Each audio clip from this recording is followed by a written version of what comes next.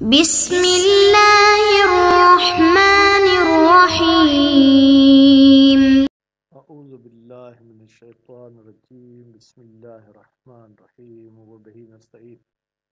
ہماری گفتگو لمعہ چہارم کے بارے میں، اور لمعہ چہارم میں بھی پھر کتاب نکاح کے بارے میں، پھر کتاب نکاح میں ہماری گفتگو ان عیوب کے بارے میں ہے جن کی وجہ سے نکاح فسخ کیا جا سکتا ہے۔ کبھی وہ عیوب مرد میں ہوتے ہیں، کبھی وہ عیوب عورت میں ہوتے ہیں۔ تو ابتدا میں ہماری گفتگو مرد کے عیوب کے بارے میں چل رہی تھی، اگرچہ اس میں ایک افل والا عیب عورت والا بھی انہوں نے بیان کر دیا تھا۔ تو اب جب یہ عیوب مرد میں ہوں، جو کہ کل آپ پڑھ چکے 5 عیوب ہیں، تو پھر ایسی صورتحال میں جو ہے کیا ہے، وہ عورت نکاح کو فسخ کرنا چاہے تو فسخ کر سکتی ہے۔ وہ 5 عیوب کون سے ہیں؟ میں ایک مرتبہ نام لے لوں۔ پاگل پن تھا، خسی ہونا تھا، اور جو ہے کہ وہ جب تھا، اور ظاہراً انن تھا، اور جزام تھا۔ تو یہ عیوب تھے۔ اب کہتے ہیں اگر نکاح سے پہلے یہ تھے تو عورت نکاح توڑ سکتی ہے، لیکن اگر نکاح کرنے کے بعد یہ وجود میں، تو بھی عورت یہ نکاح توڑ سکتی ہے یا توڑ نہیں سکتی۔ تو ایک تو آج کے درس میں یہ عنوان ہے، البتہ یہ عنوان درس کے آخر میں ہے۔ اس درس سے پہلے یہ ہے کہ اگر کوئی مرد ایسا ہو جو خسی نہ ہو، یعنی اس کے بیضتیں نہ نکالے گئے ہوں، لیکن وہیں چمڑی کے اندر ہی کوئی انجیکشن، کوئی ایسی چیز لگا کے اس کو بالکل ختم کر دیا گیا ہو، وہ پانی کی طرح گھل مل گئے ہو، کیا وہ بھی خسی کی معنی میں ہے؟ اور عقد کے بعد اگر یہ عیوب ہوں تو بھی نکاح فسخ ہو سکتا ہے یا نہیں؟ وفی معنی الخصاءۃ الوجاء، خسی ہونے کی معنی میں ہے وجاء۔ وجاء کی معنی کیا ہے؟ معنی آگے پڑھیں گے۔ وجاء کو کیسے پڑھیں؟ کہتے ہیں بکسر اولہ، وجاء کے پہلے حرف پر کسرہ پڑھیں۔ تو الف لام تو پہلا حرف کو حساب نہیں ہوتا ہے، ٹھیک ہے، اس کا مطلب یہ واو کو کسرہ دے کے پڑھیں، والمد، اور الف کو بھی کھینچ کر پڑھیں۔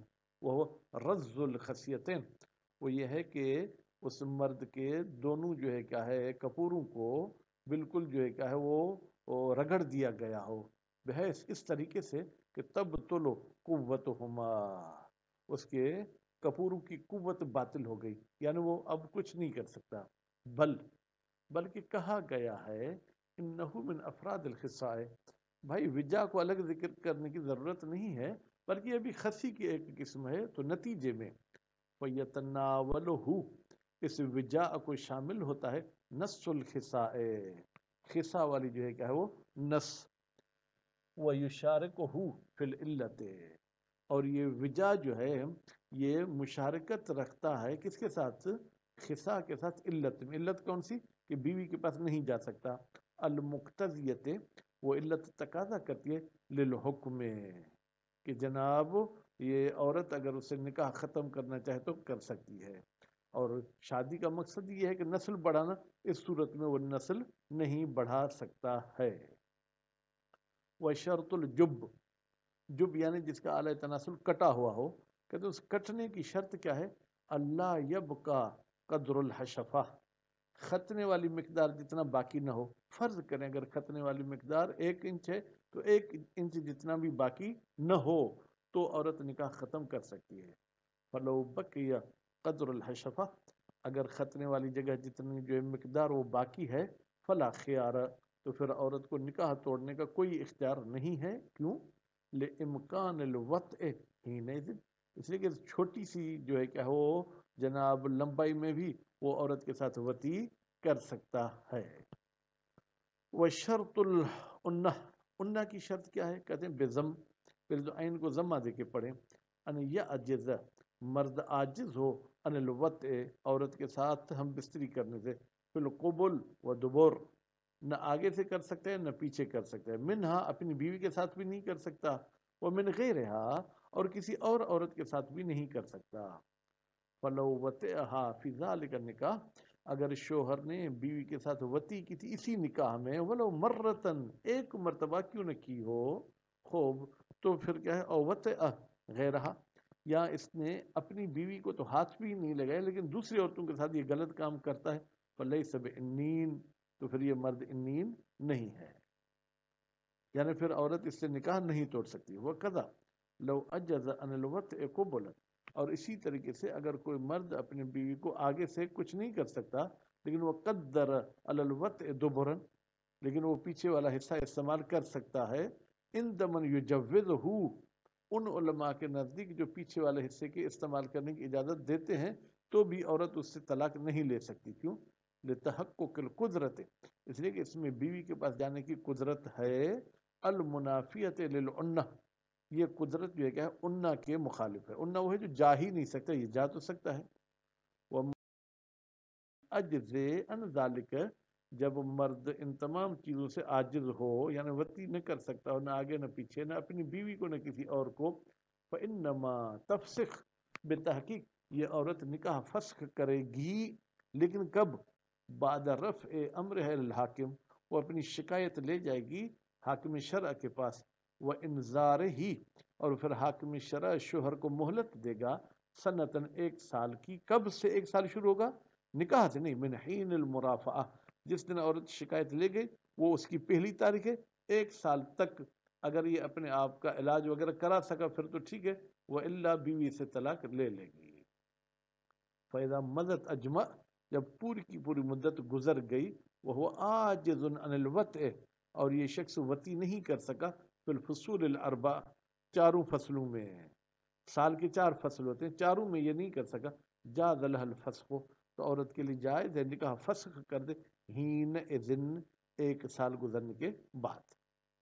وَلَوْ لَمْ تَرْفَعْ أَمْرَهَا إِلَيْهِ، لیکن اگر بیوی اپنی شکایت حاکم کے پاس نہ لے گئی، وَإِنْ كَانَ حَيَاءً، اگرچہ حیا اور شرمیلی تھی اس کی وجہ سے نہیں لے گئی، فَلَا خِيَارَ لَهَا، تو اس عورت کو نکاح توڑنے کا کوئی اختیار نہیں ہے۔ وَإِنَّمَا اُحْتِیجَ إِلَى مُضِيِّ السَّنَةِ هُنَا، بتحقیق کہ ہم محتاج ہیں 1 سال کے گزرنے کے، ہونا یہاں پر یعنی انن میں یا انن میں، اور جگہ پر تو آپ نے نہیں کہا کہ پاگل کو بھی 1 سال تک علاج کریں، صرف اس عیب میں 1 سال کا کہا ہے، دون غیر ہی، جناب انن یا انن کے علاوہ اور عیوب میں نہیں کہا گیا۔ کیوں؟ لجواز کون تعذر الجماع لعارض، جواز بے من امکان، ممکن ہے کہ جماع کا نہ کر سکنا یہ کسی مجبوری کی وجہ سے ہو، مثلا حرارت، موسم گرم ہے یا کچھ نہیں کر سکتا، وتزول فی الشتاء، پھر تو یہ کیا ہے، یہ جناب گرمی میں یا سردی میں حرارت ختم ہو جائے گی تو کر سکے گا، اور برودت، یا ٹھنڈک کی وجہ سے نہیں کر سکتا ہے، فیزول، تو پھر یہ ٹھنڈک والی مجبوری ختم ہو جائے گی، فی الصیف، گرمی میں، اور رطوبت، یا اس کو جناب کوئی رطوبت ہے، یعنی موسم میں جو ہے نا رطوبت ہوتی ہے، تو خریف کے فصل میں رطوبت ختم ہو جاتی تو اس میں جا سکتا ہے، اور یبوست، یا اس کے جسم میں خشکی ہو گئی تھی، وتزول فی ربیع، تو ربیع کے فصل میں وہ خشکی ختم ہو جاتی ہے، اور اس کے بعد اگر جا سکا تو پھر اس سے بیوی جدا نہیں ہوگی۔ اب چلتے ہیں جزام کی، کوئی شرط الجزام، آپ نے جو کہا تھا کہ جزام والے سے بھی یہ الگ ہو سکتی ہے، اس کی شرط کیا ہے؟ تحقق ہو، بھائی جزام واقعاً ثابت ہوا ہو، کیسے؟ یا تو ڈاکٹر کے کہنے سے، یا بظہور ہی علی البدن، جزام کی علامتیں بدن پر ظاہر ہوں، او بشہادت عدلین، یا 2 عادل گواہی دیں کہ اس کو جنون کی بیماری ہے، او تصادقہما علیہ، یا یہ دونوں جو ہے کیا ہے وہ اس بات پر متفق ہے کہ ہاں اس کو جو ہے کیا ہے وہ جزام کی بیماری ہے۔ دونوں سے مراد یہ ہے کہ بیوی شوہر، لا مجرد ظہور امارات ہی، صرف جزام کی نشانیاں ظاہر ہونے سے بیوی اس سے جدا نہیں ہوگی۔ اس کی نشانیاں کون سی ہوتی ہیں؟ من تعجر الوجہ، جناب اس بندے کا چہرہ جو ہے وہ اس پہ اندھیرا چھایا جا رہا ہے، کالا پن آ رہا ہے، او احمرار ہی، یا اس کا چہرہ سرخ ہو رہا ہے، او اسوداد ہی، یا اس کا چہرہ کالا، اب وہ تعجر کا یعنی فل کالا نہیں بلکہ نیلے کا معنی لے لیں، وہ استدارت العین، اور اس کی آنکھیں بھی جو ہے گویا کہ اندر کی طرف دھسی جا رہی ہیں، وہ کمودتها الی حمرۃ، اور اسی طریقے سے جناب اس کی آنکھیں جو ہے ان کا بھی رنگ سرخی کی طرف تبدیل ہو رہا ہے، وضیق نفس، اس کو سانس لینے میں بھی تکلیف ہو رہی ہے، وہ بحت الصوت، اور اس کو بولنے میں بھی جو ہے کیا ہے جناب گویا کہ اس کا بولنا بھی موٹا ہو گیا ہے، وہ نتن العرق، اور اس کے جو ہے کیا ہے عرق ظاہراً ہے، اور اس کے پسینے میں بھی بدبو آ رہی ہے، وتساقط الشعر، اس کے بال بھی گر رہے ہیں، جھڑ رہے ہیں،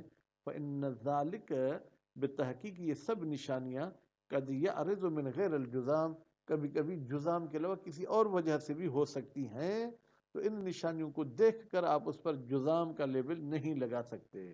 نعم، جی ہاں، مجموع هذه العلامات، یہ سب علامت اگر ایک ہی وقت مل جائیں، قد یفید اہل الخبرت بہی، کبھی کبھی فائدہ دیتی ہیں اس بندے کو جو ماہر ہوتا ہے بہی، اس جزام کا، کس کا فائدہ دیتی؟ حصولہ، کہ جناب جو کیا ہے جزام حاصل ہو چکا ہے، والعمدۃ علی تحقق ہی کاف، والعمدۃ، اور اہم مسئلہ یہ ہے کہ جزام متحقق ہو، کیف کان، جس طریقے سے بھی ہو، علامات کے ذریعے ہو یا دو عادل کی گواہی کے ذریعے ہو یا اس طریقے سے ہو۔ اب چلتے ہیں اگلے بحث کی طرف۔ ولو هذه العیوب، اگر یہ عیوب شادی کے وقت نہیں تھے، بعد میں وجود میں آئے سوائے جنون کے، ولو تجددت هذه العیوب غیر الجنون، پاگل پن کے علاوہ، کیونکہ پاگل پن شادی سے پہلے ہو یا بعد میں اس سے جدا ہو سکتی ہے، بعد فلا فسخ، تو پھر عورت کو نکاح توڑنے کا حق نہیں ہے۔ کیوں؟ تمسکن باصالۃ اللزوم، تمسک کرتے ہوئے کہ اصل یہ ہے کہ باصالۃ لزوم العقد، کہ یہ عقد لازم ہے اور عقد لازم کو نہیں توڑا جا سکتا، وہ استصحابا لحکم العقد، اور ہم عقد کے حکم کا استصحاب کریں گے، یعنی ان عیوب سے پہلے تو نکاح پکا تھا، ان عیوب کے بعد شک کرتے ہیں کہ نکاح ہے یا نہیں، کہتے ہیں ابھی بھی وہ نکاح جو ہے کہ وہ موجود ہے، ما عدم دلیل صالح علی ثبوت الفسخ، جبکہ ہمارے پاس اگر یہ عیوب متجدد ہوں تو فسخ پر کوئی مضبوط دلیل بھی نہیں ہے۔ وکیل یفسخ بہا مطلقہ، جناب ایک قول کے مطابق یفسخ کہیں تو بہتر ہے، یفسخ بہا، فسخ کیا جائے گا نکاح بہا، ان عیوب کے ذریعے، مطلقہ، چاہے عقد سے پہلے ہوں چاہے عقد کے بعد ہوں۔ کیوں؟ نظراً الی اطلاق الاخبار، ہم نظر کرتے ہیں کہ احادیث مطلق ہیں، کس حوالے سے؟ بکون عیوباً، کہ بھائی یہ عیوب ہیں، مطلق کا مطلب یہ ہے کہ عقد سے پہلے ہوں یا بعد میں ہوں، الشامل، یہ اخبار کا اطلاق شامل ہو جاتا ہے لموضع النزاع، ہمارے اس اختلاف والے مورد کو بھی۔ اختلاف والا مورد کیا ہے؟ کہ نکاح کے بعد اگر یہ عیوب ہوں، وما ورد منہا، اور ان اخبار میں سے جو آئی ہیں، مما ایسی ہیں جو یدل علی عدم الفسخ، وہ دلالت کرتی ہے کہ نکاح نہیں توڑا جا سکتا بعد العقد، عقد کے بعد، غیر مقاوم لہا، یہ غیر فسخ والی احادیث فسخ والی کے ساتھ ٹکراؤ نہیں رکھ سکتی۔ کیوں؟ دلالتاً و سندن، دلالت کے لحاظ سے بھی اور سند کے لحاظ سے بھی، ولمشارکت ما بعد العقد، اور دوسری بات یہ کہ عقد کے بعد اگر یہ عیب ہوں تو بھی یہ عیب شریک ہیں لما، ان عیبوں کے ساتھ، قبلہ، جو عقد سے پہلے ہیں، کس بات میں؟ جناب فی الضرر، بھائی عورت بیچاری کو نقصان ہوگا، المنفی، اور لا ضرر ولا ضرار فی الاسلام، اسلام میں کسی قسم کے ضرر اور ضرار کی جو گنجائش نہیں ہے۔ وفصل آخرون، اور کچھ علماء نے پھر تفصیل بیان کی ہے، کیسے؟ فحکموا بالفسخ قبل الدخول، وہ کہتے ہیں کہ عقد کے بعد دخول ہوا تھا یا دخول نہیں ہوا تھا، اگر دخول نہیں ہوا تھا اور عقد کے بعد یہ عیب آ گئے تو فسخ کر سکتی ہے، لیکن لا بعد الدخول، دخول کے بعد فسخ کرنے کا حق نہیں ہے۔ استناداً الی خبرین، انہوں نے بھی جو ہے کیا ہے جناب اپنے نظریے کی نسبت دی ہے دو احادیث کی طرف، لا، وہ ایسی دو احادیث ہیں جو ہماری اتنی قابل قبول نہیں ہے، لا ینہزان، وہ نہیں بن سکتی حجت، وتوقف، اور جو ہے کیا ہے جناب علامہ صاحب نے توقف کیا ہے کتاب مختلف میں، وَلَهُ وَجْهٌ، اس توقف کے لیے کچھ گنجائش ہے۔ وصلی اللہ علی محمد وآل محمد۔